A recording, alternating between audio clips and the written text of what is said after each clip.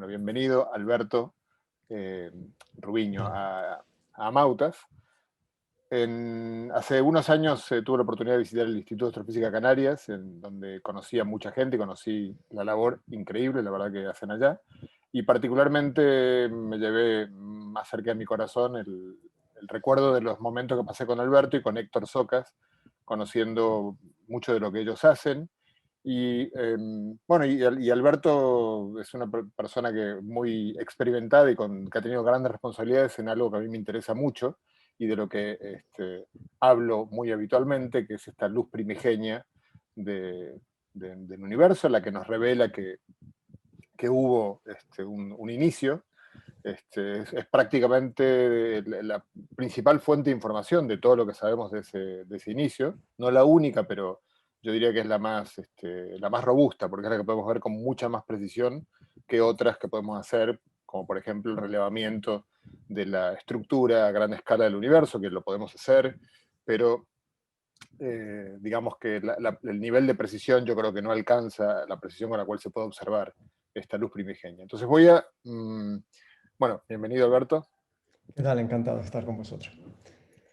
Bueno, entonces voy a hacer una pequeña introducción, pero bastante corta, a lo que es el fondo cósmico de microondas, esta luz primigenia.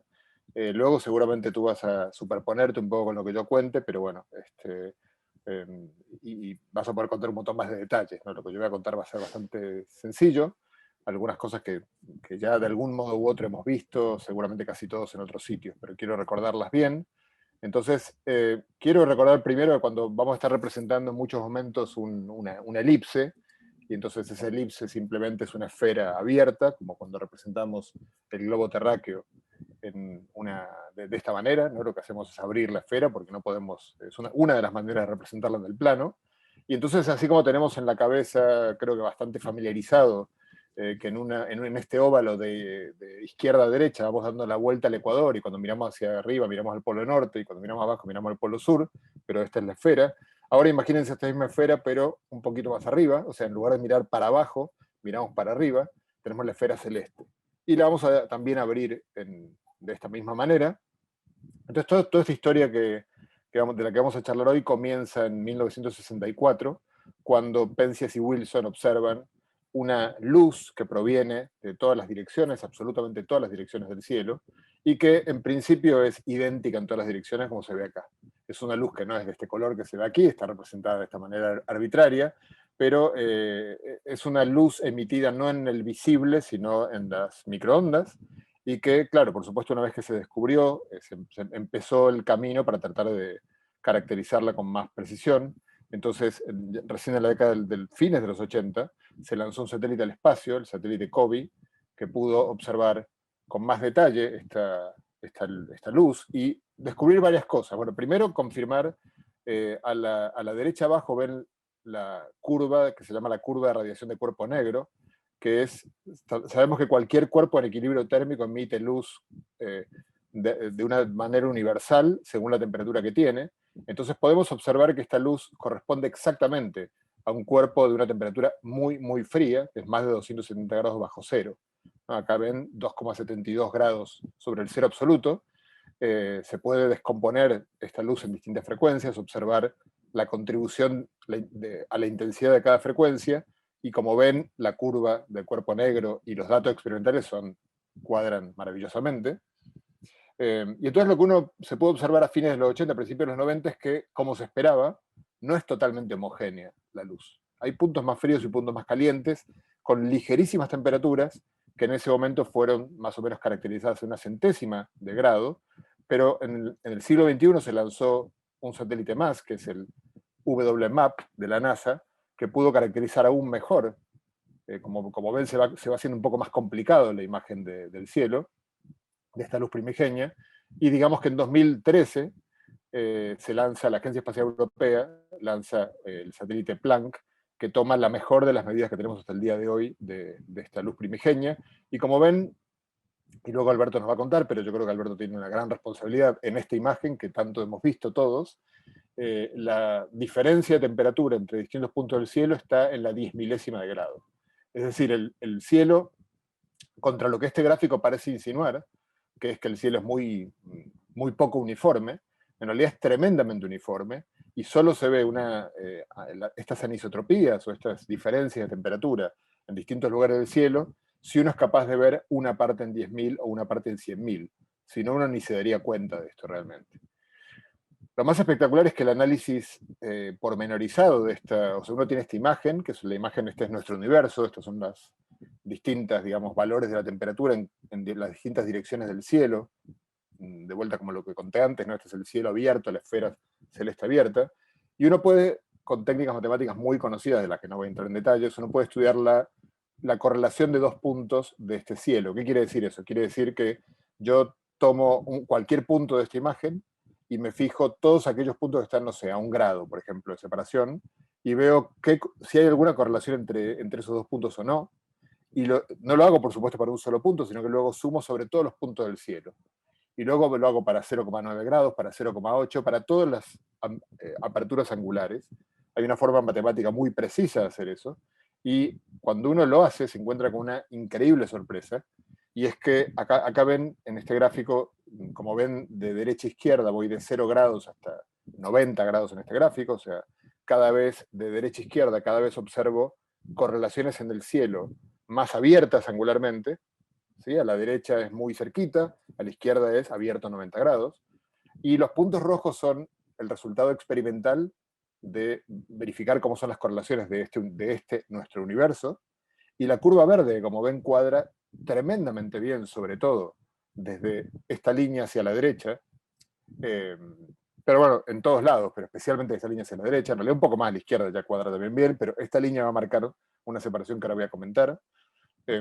Bueno, la curva verde, decía, resulta de el uso de la relatividad general con la teoría de las perturbaciones cosmológicas, que tiene al final de todo, al principio de todo, a nivel cronológico, la teoría de la inflación cosmológica. O sea que nuestro relato de lo que pasó al principio de la historia del universo no es solo un relato cualitativo y vago, sino que es tremendamente preciso, como ven en esta gráfica.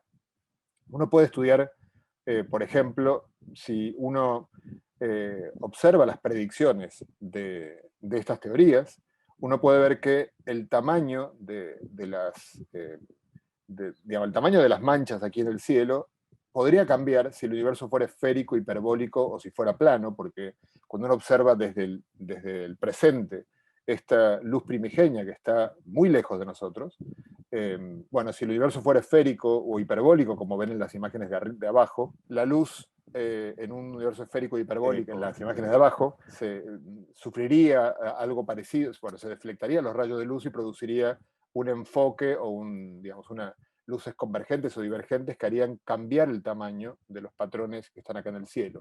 Y esto nos permite, digamos, si uno pone los números en juego, yo no los voy a comentar aquí, uno puede ver que aproximadamente debería estar el primer máximo en 1 grado si el universo fuera plano.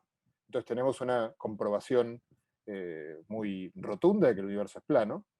Y luego la constitución del universo, la cantidad de materia que hay, me da en principio está relacionada con la altura de los otros picos, los picos secundarios de estas oscilaciones. Fíjense que de la curva, de la línea recta negra para la derecha, lo que tengo son oscilaciones amortiguadas. Estas oscilaciones amortiguadas pueden relacionarse con lo que le pasaba al universo cuando era un plasma que estaba en expansión, en el cual, por una parte, la radiación empujaba hacia afuera, la materia oscura intentaba retener a la materia, y esa puja entre una fuerza que empuja, otra que tironea, producía oscilaciones que se fueron amortiguando. En la posición precisa de los picos y la altura me da una pauta del contenido material del universo en ese momento, y por lo tanto hoy, porque el contenido no ha cambiado, lo que cambian son las tasas proporcionales, porque digamos, la materia, la radiación se diluyen de manera diferente, y con eso podemos sacar la famosa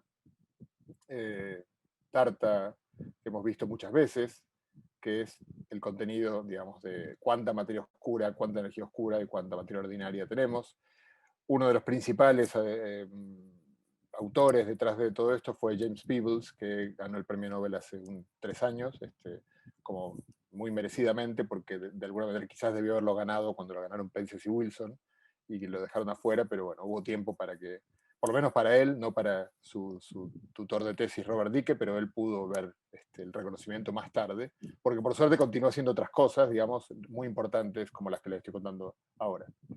Ahora, fíjense, y ya voy terminando, que en mi introducción rápida, cuando uno observa esto, uno dice, bueno, ya está, ya no, ¿qué más puedo hacer? Pero la luz tiene una propiedad más que todavía aquí en esta imagen no está siendo puesta en evidencia.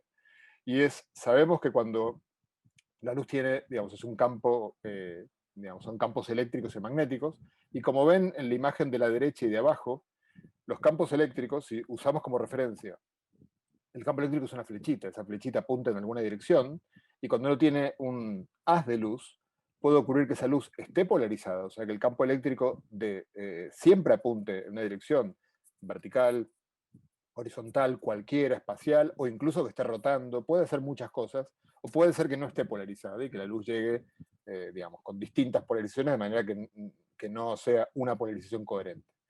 Sabemos, hay un fenómeno muy familiar que tenemos, que vivimos continuamente cuando estamos en la carretera conduciendo, y es que con la luz solar que llega sin polarización, al rebotar uno puede hacer los cálculos, no los voy a hacer por supuesto acá, pero uno puede hacer los cálculos y ver que cuando se refleja en una superficie, en un ángulo muy grande, o sea, uno está manejando en la carretera y el sol está al fondo reflejándose, pero no cerquita, sino muy lejos, cuando el ángulo de reflexión es muy, muy grande, o sea, muy grande respecto a la vertical, quiero decir, lo que ocurre es que la luz se polariza en la dirección horizontal. Y entonces normalmente las buenas gafas que uno compra, bueno, digamos, las buenas gafas, lo que tienen es un polarizador aquí que bloquea justamente la dirección horizontal de la luz. Entonces pasa lo que están viendo acá. La luz que venga polarizada horizontalmente no va a pasar a nuestros ojos, y la luz que viene verticalmente sí va a pasar a nuestros ojos. Por eso vemos oscura la carretera, para que no nos deslumbre la luz del sol de frente, y sin embargo cuando nos giramos para que nuestra compañero o compañero de coche nos pase el mate o la botellita de agua, lo que corresponda, la vemos perfectamente porque la luz que emite el cuerpo de la persona que tenemos al lado no está polarizada de esta manera como si está polarizada la luz de la carretera. Entonces la pregunta es, ¿cómo está polarizada la luz del fondo cósmico de microondas? Si es que está polarizada de alguna manera en especial. Y algo que nos va a interesar especialmente es que, porque fíjense que tenemos un problema en cierto sentido, y es que desde el origen del universo hasta el momento en el cual se forma esa luz primigenia pasan 380.000 años. Y antes de eso la luz no podía escapar, por lo tanto no podemos ver nada más antiguo que esta luz primigenia. Entonces pareciera que tenemos imposible ver realmente lo que pasó en los primeros instantes del universo, pero no es cierto eso. Si uno se fija que en el inicio del universo, bueno, creemos, no voy a contar ahora los detalles, quizás sí después en la conversación con Alberto, pero creemos que hubo un periodo de expansión acelerada del universo. Lo necesitamos para explicar un montón de cosas y funciona muy, muy bien. Por ejemplo, la curva que les mostré antes es resultado de esta hipótesis. Bueno, en este momento de inflación, que el universo era muy pequeño y muy caliente, hubo ondas gravitacionales microscópicas, que en definitiva para explicarlas deberíamos tener una teoría cuántica de la gravedad, creemos que deberíamos tenerla para poder explicarlas bien, y podemos ver que esas ondas gravitacionales se estiraron cuando el universo creció, y cuando interactuaron con los electrones que emitieron, digamos que en interacción con la luz, dejaron escapar la luz después de una última interacción, estas ondas gravitacionales producen un tipo de polarización muy especial que se llama modos B. La luz puede venir polarizada con dos modos que voy a mostrar ahora. Bueno, acá los tienen. Un modo es un modo radial, las flechitas, digamos, si uno pudiera dibujar las flechitas del campo eléctrico en todos los puntos del cielo, lo que vería es todas saliendo, todas entrando en un punto, y luego están los modos B, que son como si fuera algo que rota alrededor de un punto. Déjenme mostrarles una imagen que algunos recordarán que hace unos años estuvo en la tapa de todos los periódicos, creo que fue en 2012. Hubo un experimento en el Polo Sur que bueno, dijo que midió en una parte del cielo la polarización del fondo cósmico de microondas. y obtuvo, como ven, varios modos B. O sea, en esta imagen se ven varios remolinos. Acá tienen la imagen de lo que son los modos B y los modos E. Los modos B son eso, flechitas que están dando vueltas en torno a un punto. Y el resultado fue muy espectacular porque en principio, si era correcto, estaban viendo detalles de lo que ocurrió en los inicios del universo. Y cuando digo los inicios estoy hablando de memoria, digo, una trillonésima de segundo después del Big Bang. Eso deja efectos en los modos B 380.000 años más tarde. Y los resultados fueron muy sorprendentes porque fueron muy en contra, se encontraron más modos B, muchos más, de lo que en ese momento se pensaba que podía ser el máximo que se podían encontrar. Sin embargo, creo que Alberto va a contar algo de esto. Esa gran excitación fue seguida de una gran frustración porque, bueno, tuvimos muy fuertes evidencias de que lo que estaban viendo no era el fondo cósmico de microondas, sino otro tipo de luz. Eso y ha ocurrido otras veces en la historia de la ciencia que estas grandes frustraciones, en lugar de hacernos tirar la toalla, nos redoblan en valor, porque pasó con las ondas gravitacionales, cuando Joseph Weber anunció su descubrimiento por ahí, por la década del 60, principios de los 70, y terminó también siendo un fiasco. Y sin embargo, cuando uno escucha hablar a Kip Thorne o a Ray Weiss, los que luego descubrieron las ondas gravitacionales y cambiaron de estrategia, todos hablan de Weber no en forma, no con enfado, sino todo lo contrario. Dicen que Weber les hizo creer que era factible, algo así. Y yo creo que hoy todos tenemos mucha más expectativa en que es posible ver los modos B que la que teníamos antes de que Bicep hiciera este anuncio fallido, aunque el anuncio fuera fallido. Alberto nos va a contar justamente algo muy importante. Digamos, él es el director de un proyecto, y ya con esto voy terminando, para darle paso a él, que está centrado específicamente en esto, y muy concretamente, quizás ya lo va a comentar él, pero creo que específicamente en estudiar bien aquello que condujo al error de Bicep para que no vuelva a ocurrir, por así decirlo. Solo déjeme comentar una última cosa, y es que uno, además de hacer estas correlaciones de 2 puntos, en el cielo uno puede hacer correlaciones de más puntos, por ejemplo de 3 puntos, y ahí aparecen, no voy a contar nada en detalle, pero simplemente podrían aparecer unas estructuras que se llaman no gaussianidades, que tendrían mucha más información sobre lo que ocurrió al principio del universo. Estas estructuras, bueno, muchos, los físicos como yo, que trabajamos en física teórica de muy altas energías y que en principio a veces pareciera que nunca vamos a tener contacto con el experimento, por ejemplo, la gente que trabaja en teoría de cuerdas, si se pudieran medir los modos B y las no gaussianidades con detalle, podríamos, sorprendentemente, creo que para toda la comunidad de teoría de cuerdas, hace unos años, creo que el convencimiento general era que el lugar en el que podían llegar a aparecer evidencias de teoría de cuerdas eran los aceleradores de partículas, y yo creo que hoy está mudando ese convencimiento a ponerle velitas a gente como Alberto Rubiño, que quizás encuentre indicios de teoría de cuerdas en el gran acelerador de gravitones que tuvimos en nuestro universo hace 13.800 millones de años. Bueno, bienvenido Alberto, voy a dejar de compartir mi pantalla y te voy a dejar paso a que hagas lo propio tú. Pues, como digo, pues encantado de estar aquí con ustedes, y la verdad es que, José, como ya me has hecho una introducción tan fantástica, pues podemos ir directamente a discutir, pues quizá los resultados más novedosos, tanto lo que se obtuvo con el satélite Planck, que en el fondo es esta imagen que aparece ahí en el centro de la pantalla, y que ya he estado discutiendo, y sobre todo también comentarles cuáles son los esfuerzos que estamos haciendo en la actualidad para intentar caracterizar la polarización de esta luz que nos llega del fondo de microondas, y ver si podemos responder a la pregunta ¿cómo nació el universo? A ver si... De acuerdo. Vale, pues esta transparencia creo que la tenía José al principio, que es el esquema simplificado de cómo de cómo entendemos nuestro modelo cosmológico. Es una imagen que representa una evolución temporal. Sabemos que tenemos un universo finito en el tiempo, con un origen a la izquierda de la imagen, en lo que denominamos bueno, fluctuaciones cuánticas, la fase inflacionaria. El fondo de microondas se genera muy pronto, 380.000 años después de ese tiempo cero. Y hoy día, con satélites como Planck, WMAP o los experimentos de tierra que voy a comentar, pues realizamos observaciones de esta radiación.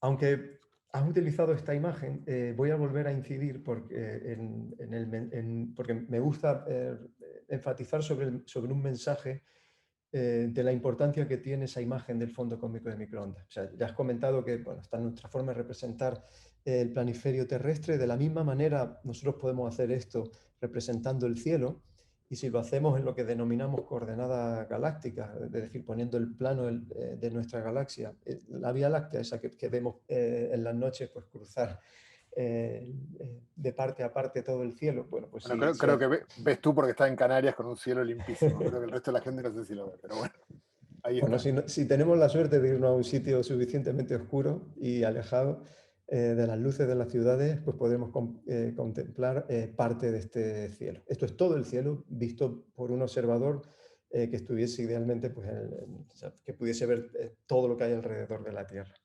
Y esta imagen es la que tenemos que contrastar con la que ha mostrado José antes. Pues yo he utilizado otro color distinto. Es una imagen en falso color, pero que viene a traducir la intensidad de la luz que medimos con los radiotelescopios en distintas direcciones del cielo a un valor de temperatura. Esta imagen, insisto en que es uno de los resultados más importantes que ha tenido la física en el siglo XX. Y de hecho fue en parte, parte del premio Nobel de Física que se dio a los responsables del experimento COVID, fue debido a esta imagen. O sea, esta imagen que parece tan monótona es una imagen que nos habla de evolución cósmica. O sea, cuando observamos el cielo profundo con telescopios como el telescopio espacial, obtenemos pues, un cielo lleno de estructuras, galaxias, un universo plagado de galaxias, y sin embargo el universo primitivo, porque esta luz del fondo de microondas pues, nos llega de ese universo recién nacido, vemos que el universo era tremendamente homogéneo. Bueno, pues este mensaje es uno de los más contundentes de la física, o sea, que ha proporcionado el estudio del fondo cósmico de microondas. Hay evolución en el cosmos. El universo al principio era muy homogéneo y hoy día tiene estructura.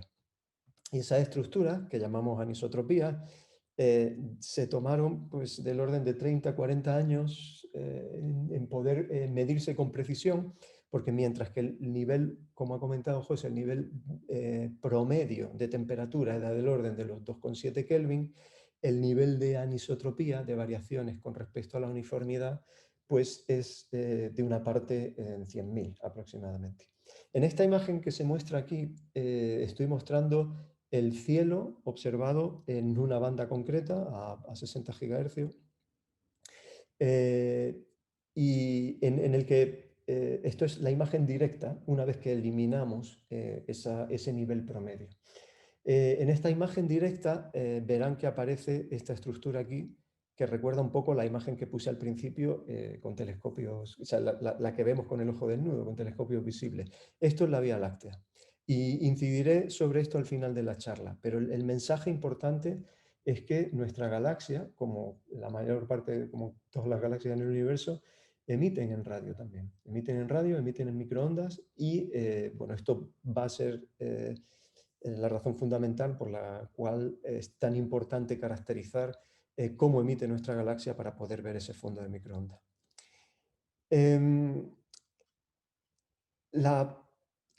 Todo lo que hemos aprendido sobre el universo viene del estudio de estas estructuras que aparecen, no sé si pueden ver el puntero, de todas estas estructuras que aparecen fuera del plano de la galaxia, que esas son realmente las anisotropías del fondo cósmico de microondas, las rugosidades que tenía, las pequeñas desviaciones con respecto a la uniformidad que teníamos pues muy al principio. Y como comentaba José, pues esencialmente esas inhomogeneidades actúan como semillas a partir de las cuales, por efecto de la gravedad y con el paso del tiempo, pues se nos van a ir formando todas las estructuras que aparecen, que tenemos en nuestro universo. La gravedad primero empieza formando estructuras más pequeñas, y con el tiempo vamos formando estructuras más grandes, galaxias, más recientemente cúmulos de galaxias y prácticamente ya en el universo muy reciente e incluso estructuras un poquito mayores. Bueno, otra forma de visualizar, que me gusta visualizar el fondo cósmico de microondas, es recordar esta idea de que el fondo cósmico de microondas es la luz más antigua que somos capaces de observar en el universo. Y recuerden que como la velocidad de la luz es finita, pues en el universo tenemos la suerte que mirar lejos es mirar al pasado. Es decir, que nosotros podemos imaginarnos que estamos situados en el centro de esta imagen como observadores y podemos ir situando pues, todas las estructuras que vemos en el cosmos. En esa imagen, cada punto que aparece ahí representado es una galaxia. Esta viene de un cartografiado del Sloan. Y bueno, pues se ve en cierto modo esa evolución de que aparece más granularidad al final que al principio. Al principio parece que no había estructura. Y si miramos suficientemente lejos, pues llegaríamos a ver el fondo cósmico de microondas. Es la luz más lejana, digamos, sería nuestra, por poner una analogía con la superficie de una estrella, sería la fotosfera de nuestro universo. Muy bien. Como ya se ha comentado, pues ha habido varios satélites varias generaciones de satélites que han medido las anisotropías del fondo cósmico de microondas, cada vez con un mayor grado de nitidez, de precisión, de resolución espacial. Y yo les voy a hablar un poquito sobre todo del satélite de tercera generación, SACOBI, finales de los 90, principios de los 90, perdón, aunque resultado para finales. WMAP, lanzamiento alrededor de 2003, y estuvo funcionando 9 años. Y el satélite, bueno, les comento también que históricamente nosotros en Tenerife hemos tenido mucha tradición en observaciones del fondo cósmico de microondas desde mediados de los 80. Volveré un poquito al final de la charla sobre esto, pero les hablo ahora entonces de Planck, que es un satélite de la Agencia Espacial Europea que ha involucrado pues, un montón más de 100 instituciones entre Europa, Canadá, Estados Unidos. Y bueno, ha sido capaz de proporcionar esa imagen que hemos visto ya varias veces, que aparece ahí, gracias a la capacidad de observar en un mayor rango de frecuencias con una mayor resolución espacial y con una mayor sensibilidad que los satélites predecesores. Esa imagen ya está descontaminada de lo que es la emisión de la galaxia, que ahora no aparece en el centro de la imagen. Y esa imagen se puede sintetizar gracias al hecho de que la luz que nos llega del fondo cósmico de microondas, como comentaba José antes, es una luz que tiene un espectro muy bien definido, un espectro de cuerpo negro. Eso significa que independientemente de la frecuencia, de la longitud de onda a la que observemos esa radiación, estas anisotropías, esas estructuras son idénticas. Sin embargo, los mecanismos físicos que producen emisión en las galaxias cambian con la frecuencia. Por eso es importante tener imágenes a distintos colores, a distintas longitudes de onda, para combinarlas y extraer las señales comunes, que son el fondo cósmico de microondas, eliminando señales que pueden cambiar con la frecuencia que son debidas a la emisión de nuestra galaxia. Estudiando este mapa, pues hemos tenido la posibilidad de estudiar nuevos fenómenos en los primeros instantes del universo. Muchas de estas cosas ya las ha adelantado José en su charla. Yo he añadido aquí un par de transparencias que extraje, porque José me pidió, porque cuentan algunos detalles o curiosidades sobre las misiones Planck, y luego les hablaré también del experimento que tenemos en el Observatorio del TEI de Quijote. Esta está extraída de una charla que di a la Sociedad Española de Astronomía. Siento que la transparencia está en inglés, pero el mensaje se puede ver claramente a partir de la fecha. Hacer el desarrollo de una misión espacial no es una cosa de un día para otro. Son procesos que involucran muchísima gente, muchísimos institutos y esfuerzos mantenidos, aquí ven, pues prácticamente durante 20 años. Desde los primeros conceptos de la misión, año 93 hasta lanzamiento, año 2009, y luego pues la fase de observaciones. La misión acaba en 2013, pero la explotación científica ha continuado hasta el año 2018, finales del 18. Entonces estamos hablando de proyectos bueno, pues requieren esfuerzos sostenidos en 20, 25 años y bueno, tiene que estar muy bien planificado y bueno, involucran a muchísima gente. Puse también esta transparencia por si tenían curiosidad de cuál ha sido la participación española en la misión Planck. Hemos tenido tanto responsabilidades instrumentales construyendo, o sea, la misión llevaba 2 instrumentos y en España pues construimos es parte de los receptores y la caja de electrónica de control del instrumento de baja frecuencia, aunque también tuvimos participación en el instrumento de alta frecuencia y pues tuvimos responsabilidades también científicas en coordinación de algunos de los grupos de ciencias centrales de la misión. Yo en particular pues estuve encargado del grupo de ciencias dedicado al estudio de los cúmulos de galaxias, aunque hoy no les comentaré sobre eso, pero bueno, si al fin, si luego tiene alguien interés sobre el tema, pues podemos comentarlo. Volviendo entonces a esta imagen. Esto es la imagen del universo con 380.000 años de edad y a partir del estudio estadístico de la distribución de esas manchas, de esas estructuras, pues obtenemos esa imagen, esa figura que nos mostraba antes José, que representan esencialmente la distribución en función del tamaño angular de las variaciones de temperatura que veíamos en ese mapa. La física involucrada en la línea de color verde que aparece ahí es una física muy sencilla y que tiene que ver con el hecho de que en el universo primitivo existen ondas de sonido, las mismas ondas de sonido que uno se puede imaginar pues, cuando toca la cuerda de una guitarra, por ejemplo. Cuando tocas la cuerda de una guitarra hay una longitud característica, que es la longitud de la cuerda, y hay una densidad característica que tiene la cuerda que produce un espectro característico de vibración y un sonido muy característico que somos capaces de identificar. En el universo tenemos una caja de resonancia que es básicamente el tamaño de lo que ha crecido el universo desde la época de inflación hasta el momento que se forma el fondo de microondas, es decir, unos 380.000 años de edad.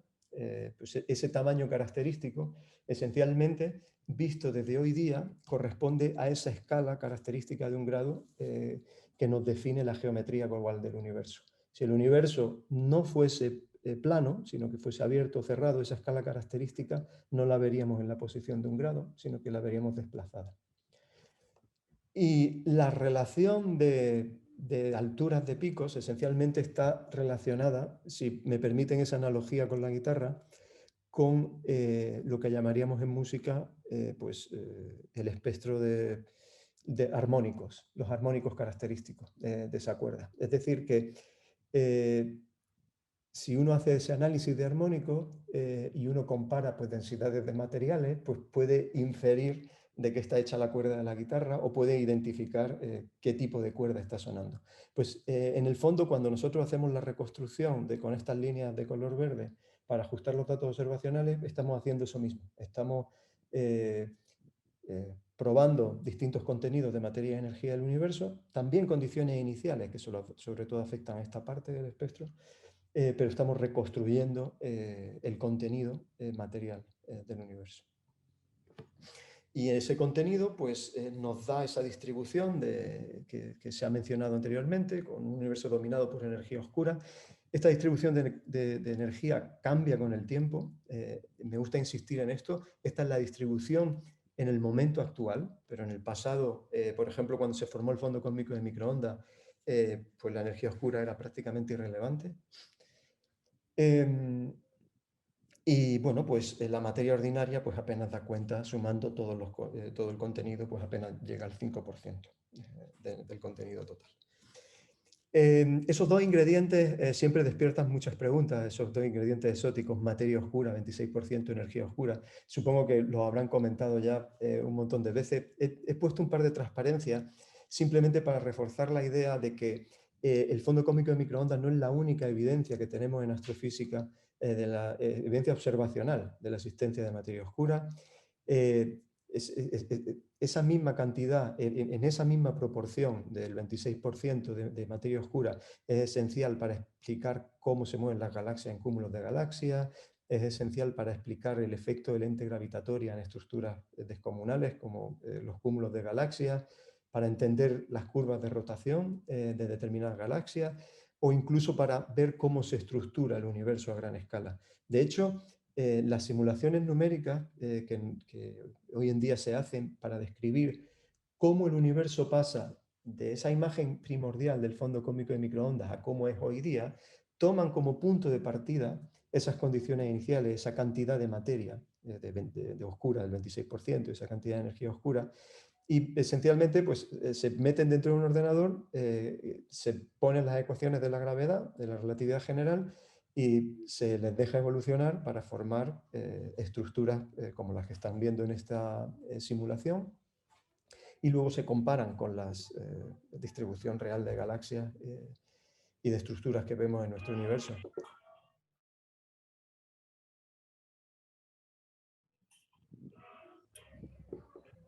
Vale, pues creo que José ya comentó sobre el premio Nobel de Física de James Peebles y su contribución importante a sentar todos estos conceptos, no solamente su trabajo pionero en la existencia del fondo cósmico de microondas, sino también, pues, sobre todo, por ejemplo, en el concepto de materia oscura.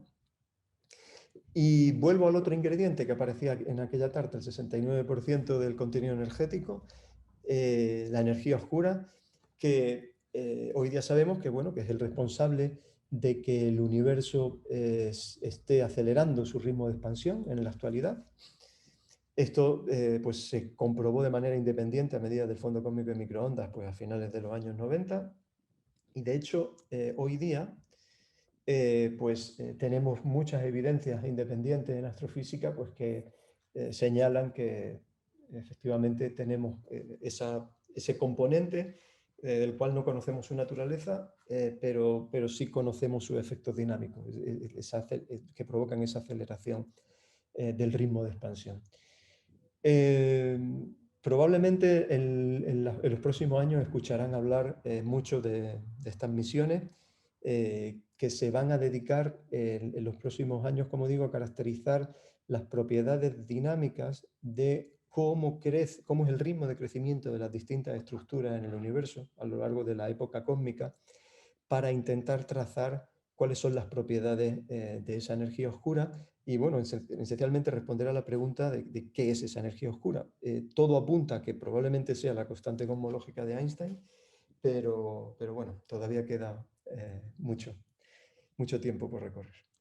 Entonces, llego a la parte final de la charla, volviendo a la pregunta motivadora, o sea, que quizá motivó todo este estudio de la polarización del fondo cósmico de microondas, y es cómo nació el universo.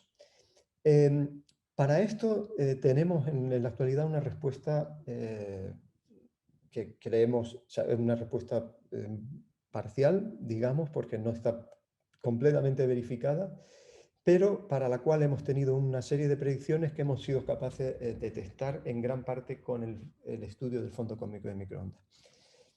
Nuestra idea es que, aunque no sabemos, o sea, no conocemos la física antes de ese instante, antes de la época de la inflación es una época en la, alrededor de, decíamos, 10 a la menos 33 segundos, o sea, trillonésima, y me he perdido, de fracción de segundo después del tiempo cero. Después de ese momento, esencialmente el universo crece siguiendo las leyes de la relatividad general. 380.000 años después de la inflación se forma el fondo cósmico de microondas, que hoy día somos capaces de observar. Y bueno, 13.800 millones de años después, pues estudiamos la distribución de estructuras que hay en el universo. Bueno, si realmente este ha sido el mecanismo por el cual se han generado las anisotropías que vemos en el fondo de microondas, que en el fondo son las semillas de todo lo que vemos en el universo actual, esta teoría tiene una serie de predicciones y muchas de esas predicciones han sido verificadas. y han sido verificadas haciendo observaciones, análisis precisamente de este mapa del fondo cósmico de microondas. Esas predicciones tienen que ver en parte con el estudio de la gaussianidad que mencionaba José en su presentación, en cuáles son las propiedades estadísticas de la distribución de esta estructura, pero sobre todo tienen que ver con el hecho de que el universo sea globalmente plano y con el hecho de cuál es la distribución a gran escala de esas semillas precursoras de todas las estructuras que vemos en el universo. El paradigma inflacionario, y digo paradigma porque no tenemos una teoría específica, un modelo concreto que nos diga cómo ocurrió la inflación, pero sí tenemos un paradigma, o sea, un esquema general que nos dice que el universo debió pasar por una etapa de expansión acelerada.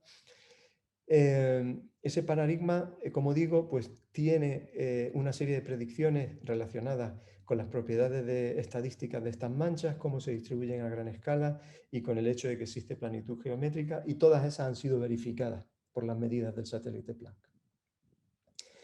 De todas esas predicciones hay una última predicción que todavía no ha podido ser verificada y que tiene que ver con la existencia de ondas gravitacionales. Y esta es la última parte entonces de la charla. Insisto en esta idea de que en este esquema global de que todas las estructuras que vemos hoy día estaban esencialmente en el mapa del fondo cósmico de microondas y estas provienen de la inflación, esta idea de que todas las estructuras que vemos en nuestro universo provienen de inflaciones cuánticas al origen, que se generaron en la inflación, es una idea que, como digo, la comunidad científica esencialmente la da como verificada. Fue propuesta por estos investigadores y que bueno, recibieron el Premio Fronteras del Conocimiento en el año 2015 por ello. Y como digo, ese estudio de las anisotropías del fondo cósmico de microondas con Planck ha permitido asentar esta idea. ¿Qué es lo que nos falta por determinar? Bueno, pues para verificar si realmente la inflación ocurrió y identificar el modelo físico concreto que dio lugar a la inflación, pues necesitamos estudiar de forma indirecta si esas ondas gravitacionales que se generaron en la inflación dejaron alguna huella visible. Bueno, y a veces no responde el teclado. Muy bien, pues ¿cuál es nuestra visión actual de cuál es el modelo físico o cuál es la motivación física que ocurrió en inflación? Probablemente luego, José, tú me puedes corregir sobre esto, o habrá otras posibilidades, pero esencialmente la idea seminal del concepto de inflación provenía de las ideas de gran unificación, el hecho de que a escalas de energía suficientemente altas, las tres fuerzas fundamentales de la naturaleza, excepto la gravedad, estaban unificadas. Y esencialmente la idea de la inflación es el universo debió atravesar por ese periodo inflacionario precisamente cuando tuvimos esta transición de fase entre un universo en el que teníamos las tres fuerzas unificadas a un universo en el que tenemos las fuerzas desacopladas.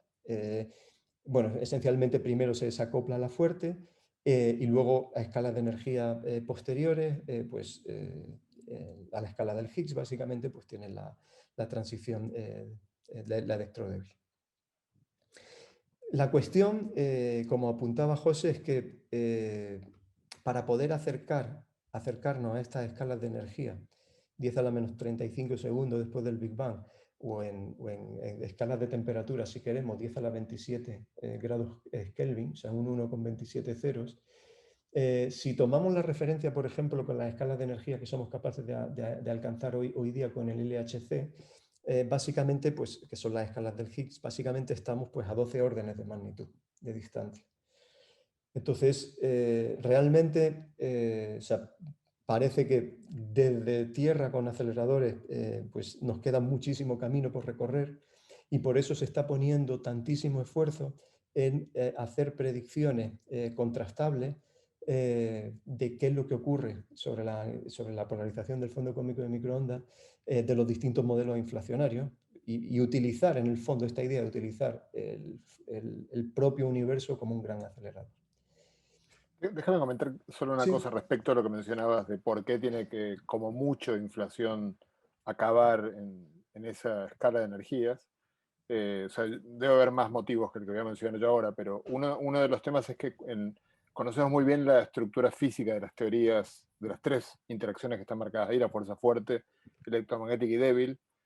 Las tres teorías están fundadas bueno, en teorías cuánticas de campos con ciertas simetrías. Y sabemos que cada vez que una simetría se rompe, y por lo tanto se van separando las interacciones, pueden producirse objetos que deberían subsistir hasta el día de hoy.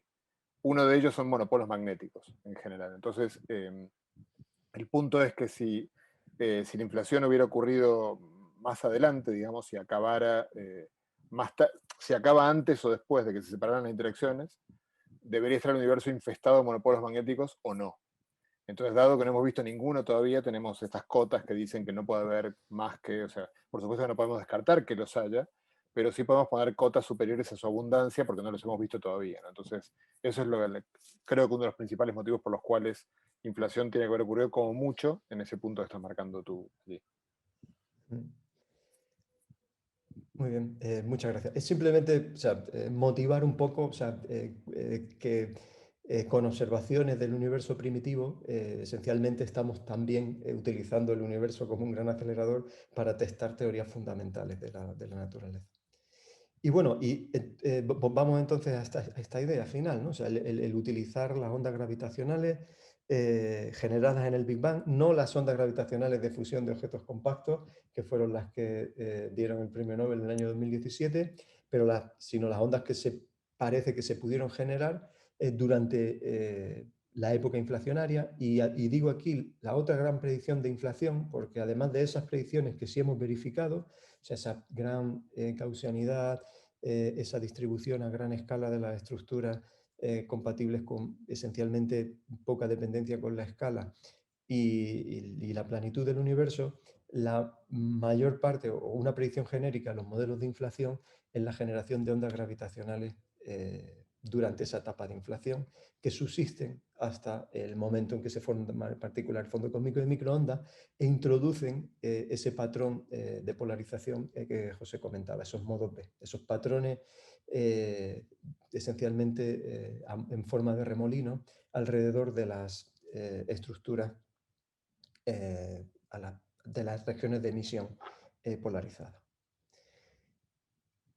Bueno, este mapa ya lo hemos visto hoy, que es el mapa que obtuvo el experimento BICEP. Estos son modos B, o sea, son patrones de remolino y que, bueno, pues parecían que estaban asociados o se propuso a finales del año, a principio del año 2014, que podrían ser debidos a esta señal inflacionaria que estamos buscando. Bueno, poco después de este descubrimiento, el análisis combinado de los datos del experimento BICEP con los datos del experimento Planck mostró que estos patrones de modos B, que son realmente modos B, no están debidos no son patrones primordiales, sino que son debidos a la polarización introducida esencialmente por la distribución de granos de polvo que hay en nuestra galaxia. Y entonces vuelvo al inciso que teníamos al principio, que hice al principio de la charla, sobre esta idea de que nuestra galaxia es brillante en polarización. Esta imagen, a mí, es una de las imágenes más bonitas que creo que se puede ver de cómo es nuestra emisión del cielo, cómo es, por ejemplo, la emisión de la Vía Láctea, si miramos al centro de nuestra galaxia, vista en distintas longitudes de onda. Nosotros estamos acostumbrados a ver esta imagen de aquí, esta parte de la imagen, que es a la que hace nuestro ojo, longitud de onda del visible, entre pues, 4.000 y 6.000, 8.000 astron, entre 0,4 y 0,6 micras. Según nos movamos a lo largo del espectro electromagnético, nuestra galaxia y en general todos los objetos en el universo siguen siendo brillantes, o sea, la luz no se acaba en el rango visible. Nuestra galaxia y distintos objetos de nuestra galaxia son brillantes en rayo X, son brillantes en rayo gamma, pero vamos a interesarnos sobre todo qué es lo que pasa cuando nos vamos a longitudes de onda cada vez más largas. Visto desde el visible, se suele llamar lo primero que nos encontramos el infrarrojo cercano, infrarrojo medio, infrarrojo lejano. entramos ya en la región submilimétrica, hidrógeno molecular, y ya en el dominio de radio, del orden de la gigahercios, y ya longitudes de onda más largas. Como ven, siempre que observamos nuestro universo en cualquier longitud de onda, y en particular en el dominio de radio submilimétrico, nuestra galaxia emite. Ahora la cuestión es, nosotros estamos intentando descontaminar ese fondo del fondo cósmico de microondas de esta emisión de nuestra galaxia. ¿Cómo ha sido posible hacerlo en intensidad? Bueno, pues ha sido posible hacerlo pues porque el brillo relativo de la emisión de nuestra galaxia respecto a ese fondo cósmico de microondas pues no es muy grande. A excepción del plano de la galaxia, como les mostraba al principio, donde la emisión de nuestra galaxia en intensidad domina, fuera del plano de la galaxia, a frecuencias pues, del orden de 60, 100 GHz, el fondo cósmico de microondas en intensidad es una emisión dominante. Sin embargo, esto no ocurre así cuando vamos a polarización. Y esto no ocurre así porque el grado de polarización del fondo cósmico de microondas es muy bajo. Sabemos que el fondo cósmico de microondas está polarizado.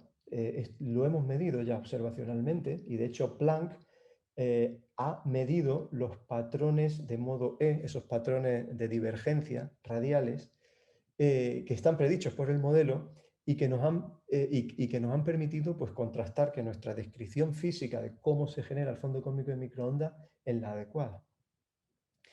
Sin embargo, todavía no hemos medido esos patrones circulares.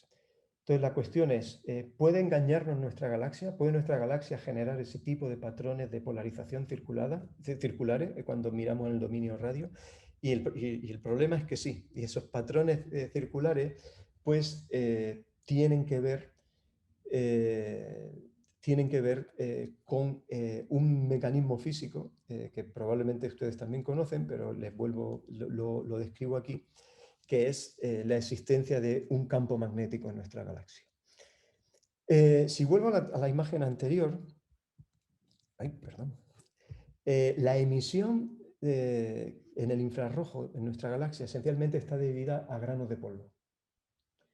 Mientras que la emisión en el dominio radio está debida a lo que llamamos emisión sincrotrón. El hecho de que haya rayos cósmicos, o sea, partículas de muy alta energía que provienen de explosiones de supernova, que se inyectan en el medio interestelar y que se encuentran con que en el medio interestelar hay un campo magnético que esencialmente pues, las hace girar alrededor de esas líneas de campo.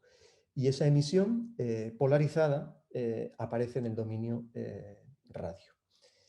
El polvo también tiene una emisión polarizada. Esos granos de polvo en general no son partículas completamente neutras, tienen un pequeñito momento dipolar y esas partículas tienden a orientarse por el hecho de que existe un campo magnético. Y lo que le ocurrió al experimento BICEP es que esa orientación de los granos de polvo provoca que lo que están viendo aquí en esta imagen es una imagen que en color aparece aquí la emisión en intensidad del polvo y lo que aparece como dibujado como con líneas y patrones de Van Gogh, como me gusta decir, viene a representar la dirección de polarización, bueno, la perpendicular a la dirección de polarización en cada punto de ese mapa. Bueno, pues esas líneas esencialmente están trazando la estructura del campo magnético galáctico.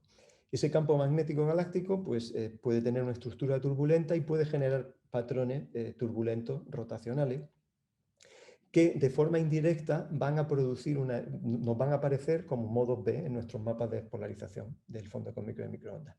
¿Cómo separarlo de la emisión primordial? Pues utilizando lo que comentaba al principio, utilizando el hecho que esta emisión de nuestra galaxia cambia con la frecuencia. Entonces, un patrón de polarización debido a emisión del polvo galáctico va a cambiar con la longitud de onda. BICEP, cuando hizo su anuncio, solamente utilizó un único color, una única longitud de onda para sacar un mapa del cielo. Cuando combinamos con el mapa de Planck, vimos que la señal que BICEP detectó era totalmente compatible con emisión de nuestra galaxia, que era menos brillante en las frecuencias de BICEP, pero se hacía mucho más intensa en las frecuencias de Planck y la podíamos extraer muy bien. Bueno, pues este chasco de la no detección, ¿no? de modo B, lo que ha hecho es un poco, pues como decía José, reforzarnos en la idea de que tenemos que caracterizar muy bien cuáles son los mecanismos físicos, sobre todo el campo magnético de nuestra galaxia, que pueden generar patrones de modo B que pueden enmascarar esta señal primordial. Y para ello, pues estamos haciendo un montón de experimentos, y en particular en el Observatorio del Teide nosotros estamos llevando a cabo el experimento Quijote para caracterizar el otro contaminante que está siendo un poco el gran olvidado y también es esencial para poder desenmascarar completamente la señal primordial, que es esta emisión sincrotrón que he mencionado antes, emisión de partículas aceleradas moviéndose en el seno de nuestro campo, del campo magnético galáctico. Hay que entender muy bien cómo emite el polvo de nuestra galaxia, cómo emiten esas partículas aceleradas para poder descontaminar esa radiación y poder ver ese fondo de microondas. Aquí tienen un pequeño vídeo de cómo fue la historia del montaje del experimento Quijote. Son dos experimentos, dos telescopios. El primero de ellos dedicado íntegramente a la caracterización de la emisión sincrotrón de nuestra galaxia, que ha estado midiendo pues, desde el año 2012 hasta el año 2018. Son radiotelescopios de 2,5 metros de apertura, con detectores muy sensibles que trabajan pues, a unos 20 grados Kelvin, pues para intentar, para captar esas señales de microondas. Aquí tienen el montaje del primero de los instrumentos. Y el segundo telescopio Quijote pues se instaló en el año 2016. Este ya se va a dedicar a frecuencias más altas, donde la emisión de la galaxia es un poco menor, a buscar esta señal del fondo de microondas, apoyándose en los datos del primero para descontaminar de esta emisión. Y en cualquier caso, dando datos que van a poder ser utilizados no solamente por Quijote, sino por el resto de la comunidad científica, pues para caracterizar esos procesos de emisión en radio.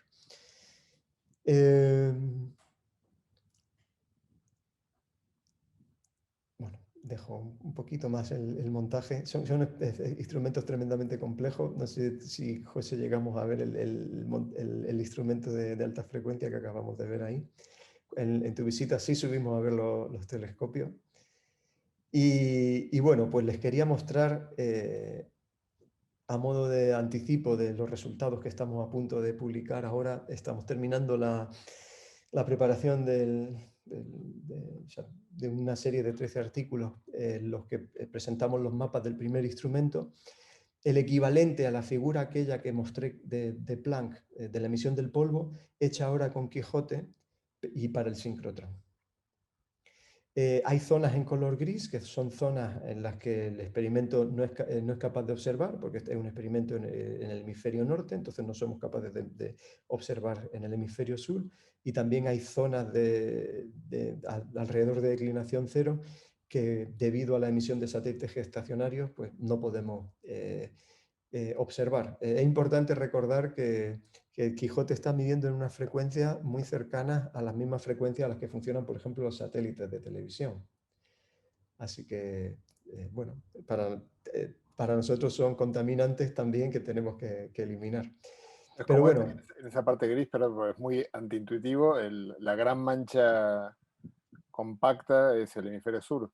esto es en el hemisferio sur, ¿sí? Y la otra banda es... Y esta banda corresponde a la proyección sobre el mapa de lo que es... o sea, los satélites geoestacionarios se mueven alrededor de la banda como en latitud cero, ¿no? Alrededor de la Tierra. Bueno, pues esa banda proyectada sobre el cielo es esta banda, en estas coordenadas. Vale, entonces aquí pues tenemos satélites de televisión, satélites de comunicaciones, de todo. Tenemos una instrumentación mejorada con Quijote, con la que vamos a ser capaces de filtrar las señales de estos satélites y vamos a poder completar este mapa en esta banda. Pero lo esencial es el mensaje que quería transmitirles, es que estamos ahora ya con la capacidad de mostrar esos patrones de cómo se estructura el campo magnético de nuestra galaxia, también visto desde la perspectiva de la emisión de baja frecuencia, y esto es un ingrediente esencial si uno quiere acceder a la señal primordial. Vale, entonces, Planck ha proporcionado una descripción muy buena de cómo es la polarización del polvo. Quijote está proporcionando ahora una descripción muy buena de cómo es la emisión del síncrotron. Pues no sé cómo vamos de tiempo. Tengo 3, 4 transparencias, José, de una perspectiva futura que puedo comentar Sí, sí, brevemente. dale, sí, sí, creo que Si interesante. vamos bien, Sí, sí. simplemente comentarles que Quijote pues, no va a estar solo. En los próximos años hay otro experimento en el Observatorio del Teide, uno que se llama Groundberg, que ya está en funcionamiento, que es una colaboración con Japón, y el experimento STRIP, que es una colaboración con Italia. Este último se va a instalar a finales del año que viene, que bueno, pues van a cubrir básicamente todo el cielo norte, desde el rango de frecuencias de Quijote, que es entre 10 y 40 GHz, hasta llegando a los 220 GHz. Y básicamente en su conjunto vamos a ser un observatorio de referencia en el hemisferio norte para el estudio de estos mapas de la polarización del fondo cósmico de microondas. Y como contexto general, pues decirles, seguramente ustedes me preguntarán, hay varios observatorios terrestres de polarización del fondo cósmico de microondas. Yo he mencionado los del hemisferio norte, pero quizá los más relevantes por su tamaño, por las inversiones que se están haciendo y por la sensibilidad que van a alcanzar, son los que hay en el desierto de Atacama y en el Polo Sur. Todo ello son experimentos que están liderados por distintas instituciones en Estados Unidos y que, bueno, pues en los próximos años todos van a intentar empujar ese límite al que ha sido capaz de llegar Planck. O sea, Planck ha llegado a decir que no hay modos B a un nivel de un 7%, con respecto a la señal total, y vamos a seguir empujando ese límite porque esencialmente el nivel el que se encuentren los modos B va a estar relacionado con la escala de energía a la que ocurre inflación y esencialmente nos va a dar una idea de cuál es, una pista de cuál es realmente el modelo inflacionario. Quizá para que quede claro por qué fue tan impactante el resultado de Bicep, es que daba 20%. Era el Exactamente. resultado. O sea, imagínense, todo el resto de las evidencias apuntaban a valores mucho más bajos y tenemos como tope ese 7%, y de repente viene Bicep a anunciar que no, que el valor concreto es de un 20%, lo que daba una energía de inflación altísima, comparado con las expectativas que todo el mundo tenía. Y de hecho el modelo de Starobinsky inflacionario, que es el modelo favorito, creo que lo sigue siendo a día de hoy, quedaba fuera, a 7 sigmas de esa observación que bueno, que finalmente supongo que Starobinsky respiró aliviado cuando se vio que era incorrecto. Bueno, hoy día esa cota está al nivel del 7%. La perspectiva, bueno, combinando experimentos, la perspectiva con experimentos como Quijote y los que tenemos en el hemisferio norte es bajar por debajo del 3%, y los experimentos de nueva generación que van a estar en Atacama y en el Polo Sur, que empezarán a funcionar a final de esta década o principio de la próxima, pues ya tienen como objetivo bajar bastante por debajo del nivel del 1%, incluso con el target ambicioso del 0,1%. Que eso es algo que se pretende alcanzar con un satélite de nueva generación que se llama Lightbear, propuesto por la Agencia Espacial Japonesa, JAXA, y en el que participa Europa y Estados Unidos, y que, bueno, si todo va bien, pues se lanzará en el año 2028. Tengo un par de transparencias más. Hemos estado todo el rato hablando de la polarización y quiero dejar esto por si a alguien le puede resultar interesante. Pero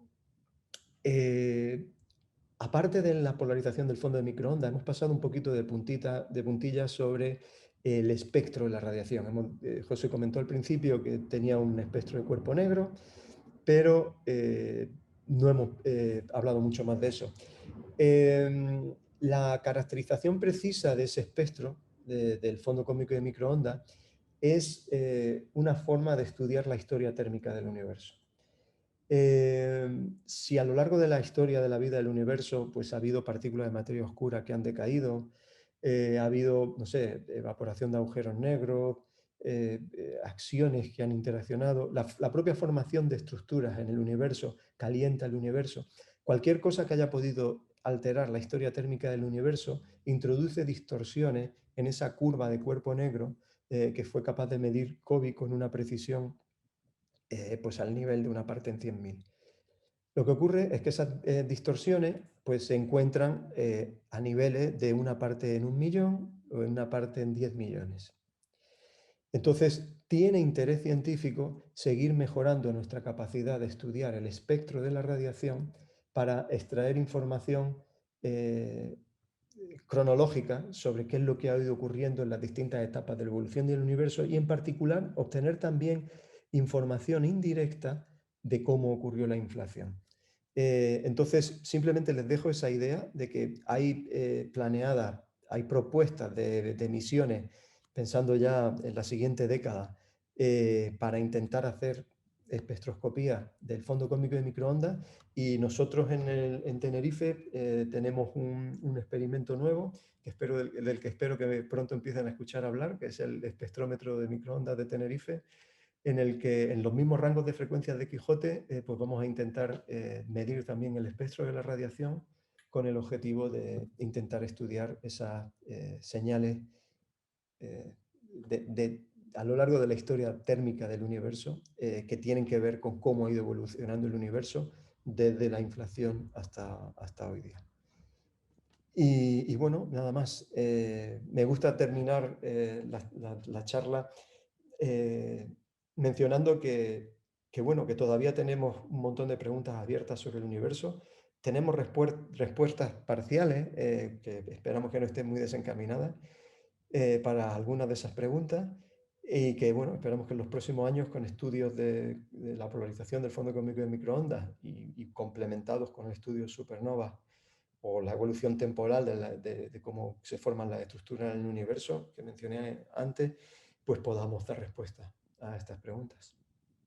Yo te iba a preguntar, Alberto, justamente cuando pusiste la transparencia en Lightbird, me Sí. dejaste un poco, me cambiaste el esquema de la pregunta, porque todas las observaciones, bueno, no, Planck no, claro, pero aparentemente las observaciones de polarización del fondo cósmico de microondas, por algún motivo, son terrestres. Las más No, no, precisas, aparentemente. con No, Planck hemos Planck no. tenido... Planck Planck, no, pero todos los que mostraste, desde Quijote hasta las del hemisferio sur, Polo sí. Sur, etcétera, y de repente reapareció un satélite con Late Bird. Entonces, Mm. digamos, ¿hay alguna razón por la cual haya especiales ventajas? O sea, yo siempre creí, pero debo estar equivocado, que los instrumentos para medir polarización por algún motivo son más pesados, más volumétricos, que si no, entonces por eso era particularmente conveniente hacerlo desde tierra.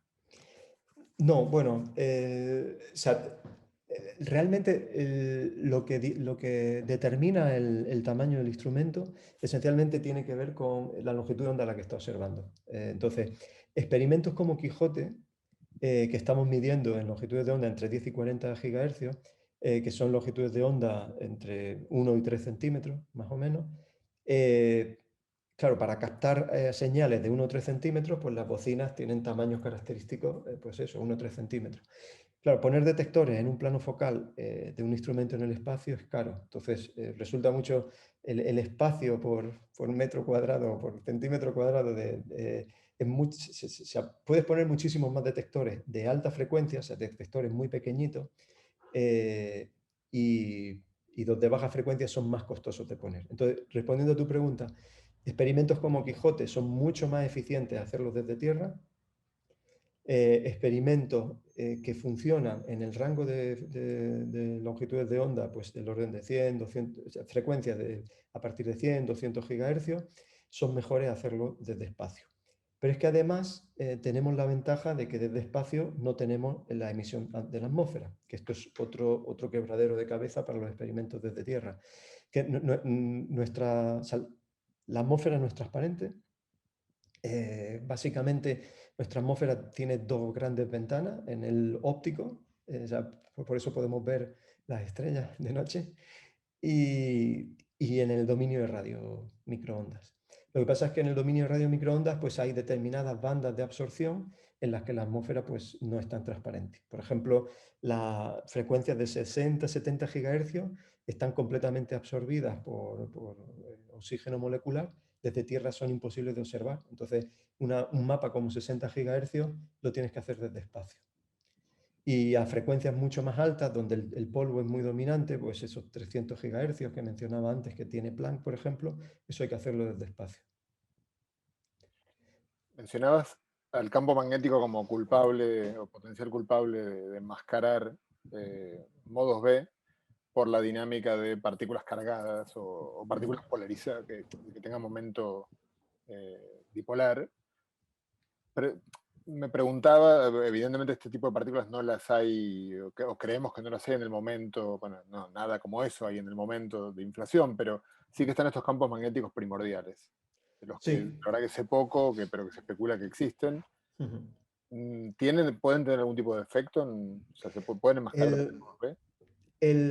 a ver, o sea, son dos mecanismos distintos. O sea, en el caso de nuestra galaxia, de lo que yo estaba hablando era en el caso de granos de polvo, si esos granos de polvo tienen un pequeño momento dipolar, el campo magnético los orienta, y como la emisión del polvo esencialmente son granos de polvo que se calientan por la radiación que hay en el medio de las estrellas, y esos granos de polvo pues acaban vibrando y emiten esa radiación, radiación vibracional.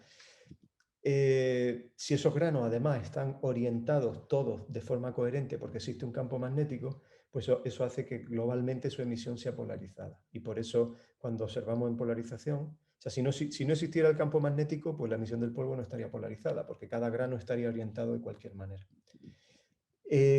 Hoy día sabemos que tiene que haber campo, o sea, pensamos que tiene que haber campo magnético generado en la época muy temprana. De hecho, no sabemos muy bien si ese campo magnético se pudo generar en inflación, es una posibilidad o no. Pero lo que sí sabemos es que el campo magnético es un ingrediente que aparece en todas las estructuras que hay en el universo. Lo vemos en galaxias, lo vemos en estrellas, lo vemos en el medio entre galaxias, lo vemos en cúmulos de galaxias, lo vemos entre los filamentos que, que permean la red cósmica. Y con el fondo cósmico de microondas, con Planck en particular, hemos puesto cotas a la amplitud de ese campo magnético. Sabemos que dinámicamente, si existió, no era importante porque la cantidad de campo magnético traducida al momento actual, pues las cotas están por debajo del nivel de los nanogauss. O sea, para que nos hagamos una idea, el campo magnético terrestre es del orden de los miligauss, o sea que estamos hablando de 1 millón de veces más débil. O el campo magnético de nuestra galaxia es del orden de los microgauss. O sea que todavía el primordial, extrapolado a tiempo presente, es 1000 veces más débil que el campo magnético de la galaxia. En las galaxias es que ese campo magnético se amplifica por efectos de dinamo, por la rotación de las galaxias. Pero no tenemos ahora mismo evidencia de campo magnético en la recombinación, tenemos cotas y uno de los objetivos de experimentos como Quijote o LIGHT, pero las misiones de próxima generación, es también intentar medir campo magnético primordial, porque eso también da mucha información sobre los mecanismos de generación y en particular si fue debido a inflación. Respecto al CMB, eh, ¿hay algún otro experimento que va a mejorar la imagen de Planck o ya no tiene sentido porque digamos, ya la resolución es tal que ya se ha sacado toda la física que se puede sacar de allí? Probablemente, a ver, hay experimentos desde Tierra que tienen mayor resolución espacial que Planck. Planck tenía una resolución en el mejor de sus canales de 5 minutos de arco. Tampoco tiene mucho sentido ir más allá porque, como tú bien comentabas al principio, esas oscilaciones amortiguadas cada vez se amortiguan más con la escala. Entonces, si vamos a escalas suficientemente pequeñas, el fondo cósmico de microondas desaparece. O sea, no hay anisotropía en escalas muy pequeñas. Entonces, la imagen que tenemos de Planck está limitada por lo que llamamos varianza cósmica, o sea, es la imagen más precisa que vamos a ser capaces de obtener en intensidad. En polarización todavía hay mucho camino, ahí sí tenemos mucho rango de mejora. Pero en intensidad, pues probablemente o sea, la imagen que tengamos sea ya... O sea, un experimento que mida el fondo cósmico de microondas nuevo, o sea, cuando uno lo represente visualmente no lo Ya, vamos a ser capaces claro. de distinguir de Planck. Sí, sí, creo alguna vez haber leído que las franjas, la banda de error que estaban en la figura que mostraste tú, que mostré yo, están amplificadas como 400 veces para que se vean, porque Ujú, directamente los puntos caen dentro del trazo de tinta de la ujú, curva. Oye, te hago una última pregunta, que es que hay otro de las cosas que no hemos observado, y son difíciles de observar, es el fondo cósmico de neutrinos. sí. Ujú. Y no sé si vosotros, la comunidad de CMB, tenéis contacto o no con los observatorios de neutrinos que hay en Tierra, para ir, bueno, para de alguna manera retroalimentar esta información, o directamente no, porque no se espera poder observarlos. Entiendo, o sea, a ver, por supuesto, a ver, tenemos contacto, pero no, o sea, la detección de neutrinos es tremendamente complicada y como sabes, en particular el fondo de neutrinos cósmicos, o sea, son señales que son extremadamente débiles comparadas con el fondo que uno puede tener generado por todo el ruido estocástico que te pueden estar generando, pues, no sé, explosiones de supernova, o sea, incluso detectar o sea, neutrinos de remanentes de supernova es algo complejo por la distancia a las que se encuentran también. Y bueno, se sigue pensando en propuestas para detectar ese fondo de neutrinos. Con el fondo cósmico de microondas hemos mostrado evidencia en directa que ese fondo de neutrinos existe, porque aunque no podemos medir de forma directa o sea, los neutrinos, sí que tienen en la formación de la estructura, de la anisotropía, del espectro de anisotropía, sí que tienen un efecto dinámico. Y el espectro de radiación del fondo cósmico de microondas, ese espectro de anisotropías que hemos visto, si eliminamos la componente de neutrinos, cambia. Es decir, o sea, sabemos que ese fondo de neutrinos está ahí de forma indirecta. Esto es otra de las medidas que hemos podido tener a partir del satélite Planck. Pero no, o sea, la medida directa yo creo que tiene que avanzar muchísimo, o tenemos que venir con una idea feliz de cómo detectar neutrinos de forma más eficiente, o tiene que pasar tiempo hasta que mejore la sensibilidad de los detectores actuales. No sabía eso, que en el gráfico, en la figura del espectro de potencia se tenía en cuenta la componente de Sí. neutrinos para que se De ajustara. hecho, se puede hacer, por ejemplo, la hipótesis, o sea, en la velocidad del sonido en el medio, si tienes la contribución o no de los neutrinos, y eso produce variaciones que son medibles con los puntos de Planck. Y que no son confundibles con, por ejemplo, el universo esférico, hiperbólico. No, no, no, no. Son predicciones bien definidas de, o sea, tener o no tener la componente de neutrinos. Esta era la última, pero hay una pregunta más, que es este polvo Sí. que está dentro de la galaxia. Ujú. ¿Qué es exactamente? ¿Es el polvo cuando no limpiamos bien nuestras casas? En astrofísica llamamos polvo a prácticamente a partir de granos que a partir de un cierto tamaño, pues ya lo llamamos polvo. Pues nos podemos imaginar los mismos granos de partículas que conforman la nube de Oort, no sé, el remanente de la formación de la estructura de nuestro sistema solar.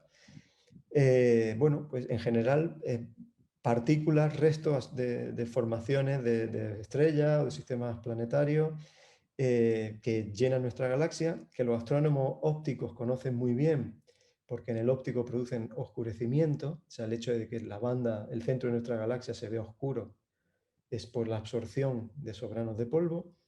Esos granos de polvo absorben la luz en el visible y la reemiten en el infrarrojo. Por eso en aquella imagen que tenía de la galaxia, el centro de nuestra galaxia se ve oscuro en el visible y se ve brillante en el infrarrojo. Maravilloso, la verdad fue una hermosa charla. Alberto, te agradezco muchísimo que nos hayas visitado en Amautas y espero cuando haya novedades de alguno de los varios experimentos que mencionaste, o si hay noticias de Quijote, espero que te Sí, acuerdes de nosotros. en breve tendremos el release con imágenes. Esta es una de ellas. Esta es una de ellas, así que este es un Bueno, pequeño anticipo. en ese momento esperamos entonces poder hablar nuevamente contigo. Te mando un abrazo muy fuerte y la seguimos en otra ocasión. Un placer. Chao.